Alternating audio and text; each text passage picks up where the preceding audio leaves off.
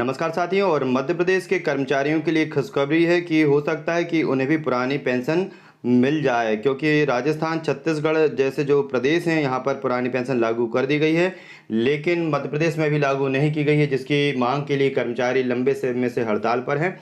लेकिन सबसे बड़ी एक समस्या यह है कि मध्य प्रदेश के जो कर्मचारी हैं और जिसमें कि शिक्षा विभाग के जो कर्मचारी हैं, ऐसा ना हो कि उनके साथ ये छल हो, क्योंकि जो मध्य प्रदेश के जो कर्मचारी हैं, शिक्षक संवर्ग हैं, उनकी जो नियुक्ति डेट है उसको 2018 कर दिया गया है। उनकी वरिष्ठता जो थी 15, 20, 22 साल की, उसको छीन ली गई है। और यदि ऐसा होता है और पुरानी पेंशन दी जाती है तो हो सकता है कि उनको पेंशन ना मिले, क्योंकि जो कर्मचारी रिटायरमेंट पे हैं और वो यदि पेंशन की पात्रता की अवधि को पूर्ण नहीं कर पाते हैं तो वो पेंशन उन्हें नहीं मिल पाती। तो पुरानी पेंशन से ज़्यादा आवश्यक है वरिष्ठता। और पूरी जानकारी क्या है, इस चैनल को अभी तक सब्सक्राइब नहीं किया तो सब्सक्राइब कर लें, क्योंकि यहाँ पर हम हर सरकारी आदेश और कर्मचारी से संबंधित न्यूज, मध्य प्रदेश से संबंधित जानकारी लेकर के आपके पास आते हैं, तो जिससे कि आप हमेशा अपडेट रहें। अभी तक यदि आपने चैनल को सब्सक्राइब नहीं किया तो चैनल को सब्सक्राइब कर लें। तो अब देखते हैं कि जो पुरानी पेंशन से संबंधित जानकारी आ रही है तो हम देख लेते हैं कि क्या है। तो यहाँ पर जानकारी की अगले साल विधानसभा चुनाव होने वाले हैं।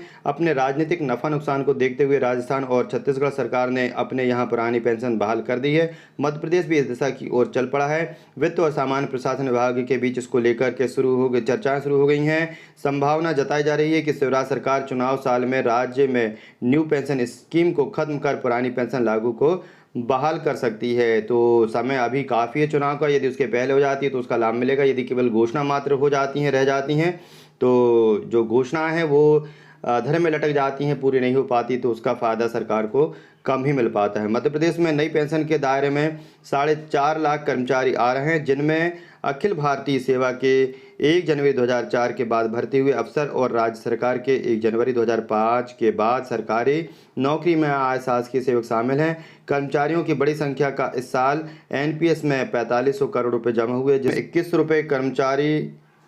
जिसमें 2100 करोड़ रुपए कर्मचारियों के 10% कटौती और 14% राज्य सरकार का अंश था। अब तक पिछले 17 सालों में कर्मचारियों के 18,000 करोड़ रुपए जमा हो चुके हैं। सबसे बड़ी समस्या जो पुरानी पेंशन के साथ वो ये है कि जैसे जैसे कर्मचारियों की संख्या बढ़ती जाएगी वैसे पेंशन का खर्च भी बढ़ता जाएगा। तो मध्य प्रदेश में 4.5 लाख कर्मचारियों की पुरानी पेंशन लागू की जाती है, तो हर साल सरकार को शुरुआत में 800 करोड़ रुपए का अतिरिक्त खर्चा आएगा, लेकिन जैसे जैसे रिटायर होने वाले कर्मचारियों की संख्या बढ़ती जाएगी पेंशन पर भी खर्चा बढ़ता जाएगा। हालांकि अभी कर्मचारियों का हर साल एनपीएस में 4500 करोड़ रुपए जमा हो रहा है। यह राशि एनपीएस में जाती है, यानी राज्य सरकार इसका कोई उपयोग नहीं कर सकती। तो एक नुकसान यह भी होता है कि जो राशि एनपीएस में चली जाती है तो राज्य सरकार उसका उपयोग नहीं करती, साथ ही राज्य भी जो उसमें धनराशि मिलाता है तो वह भी जो है वो जाकर के जो एनपीएस सिस्टम है उसमें जाकर के जमा हो जाती है।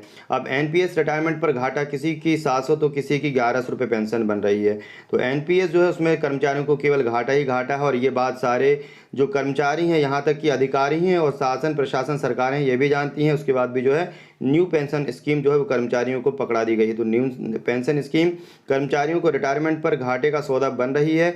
23 साल की नौकरी के बाद सेवानिवृत्त होने पर हाथ आ रहे खाली लिफाफे और कुछ के हाथों में महज 700 से 1100 रुपये की जो राशि है वो आ रही है। मध्य प्रदेश सरकार ने 2005 में पुरानी पेंशन बंद कर दी। इससे यह उल्लेखनीय है कि 1997 से 2004 के बीच सेवा में आए कर्मचारी पेंशन के पात्र हैं, पर उनकी भी पेंशन बंद कर दी गई है। 20 साल नौकरी और 831 रुपये मात्र पेंशन। तो वहीं पर हम एक केस भी आपको बताते हैं कि एक केस जो है शशि वाजपेयी का है, जो कि 28 अगस्त 1998 को मोरना जिले के टेटरा सबलगढ़ में सहायक शिक्षक पद पर नियुक्त हुई थी। 30 जून 2018 को रिटायरमेंट हुआ। उस समय मासिक वेतन 37,873 रुपये था। न्यू पेंशन स्कीम में वेतन से हर माह 3787 रुपये काटे भी गए। एनपीएस में कुल 3,96,664 रुपये की कटौती हुई। रिटायरमेंट पर 2,83,896 रुपये एक मुश्त मिले, जबकि 1,12,768 रुपये एनपीएस खाते में जमा हुए। अब मात्र 831 रुपये पेंशन मिलती है। तो ये मात्र एक केस नहीं है, ऐसे हजारों केस हैं जो रिटायरमेंट हो चुके हैं जिन्हें 800 से 1000, 1500 रुपये से ज़्यादा पेंशन नहीं मिल रही है। तो जहां जिस व्यक्ति का प्रतिदिन का खर्च 1000 रुपये है, यदि बीमार पड़ जाए तो 1000, 2000, 3000 एक दिन में खर्च हो जाते हैं। ऐसी स्थिति में व्यक्ति जिएगा या मरेगा, और शासकीय कर्मचारी होने पर उसको कोई अन्य सुविधाएं भी प्राप्त नहीं हो पाती हैं। तो नई पेंशन और पुरानी पेंशन में क्या अंतर है, वह भी हम देख लेते हैं। जो पुरानी पेंशन है उसमें रिटायरमेंट के समय मूल वेतन का 50% पेंशन के रूप में मिलता है। जो कर्मचारी 31 दिसंबर 2004 तक शासकीय सेवा में आए, उन्हें पुरानी पेंशन का लाभ मिल रहा है। इन कर्मचारियों को सरकार सामाजिक सुरक्षा के तहत पेंशन का लाभ दे रही है। रिटायरमेंट के समय कर्मचारियों का जो मूल वेतन है उसकी 50% राशि उस पेंशन के रूप में मिलती है। उदाहरण के लिए रिटायरमेंट के समय कर्मचारियों का मूल वेतन 50,000 है तो उस पेंशन 25,000 बनेगी। और नई पेंशन में जो अंतर है वो हम देख लेते हैं कि रिटायरमेंट के समय 60% एक मुश्त मिलता है, 40% पेंशन फंड में जाता है। प्रदेश में 2005 में पुरानी पेंशन बंद कर दी गई है। इसके बाद जो भी कर्मचारी सेवा में आए उन्हें न्यू पेंशन स्कीम मिलती है। इस व्यवस्था में सरकार पर कोई भार नहीं आ रहा है। कर्मचारी के वेतन से हर महीने 10% की राशि काटी जाती है। इसमें 14% राशि सरकार मिलाती है। सेवा काल में जमा हुई राशि में से 60% एक मुश्त अदा कर दी जाती है। 40% राशि पेंशन फंड के रूप में जमा रहती है जिस पर पेंशन का भुगतान मिलता है। तो जो राशि जमा होती है उस पर केवल जो ब्याज दर है, बैंक ब्याज दर, उस हिसाब से पेंशन बनती है, जो कि हम कह सकते हैं कि ऊँट के मुंह में जीरे के समान है। तो इस प्रकार बहुत ही जो घाटा है कर्मचारियों को लगातार बना हुआ है और पुरानी पेंशन जो है वो लागू करना बहुत ज़रूरी है। और आपके क्या विचार है कमेंट बॉक्स में ज़रूर लिखें। तो इस प्रकार की जानकारी के लिए चैनल को सब्सक्राइब कर लें। आप अपने विचार कमेंट बॉक्स में ज़रूर लिखें। वीडियो को लाइक शेयर कर दें जिससे कि सभी लोगों तक ये महत्वपूर्ण जानकारी पहुंच जाए। धन्यवाद।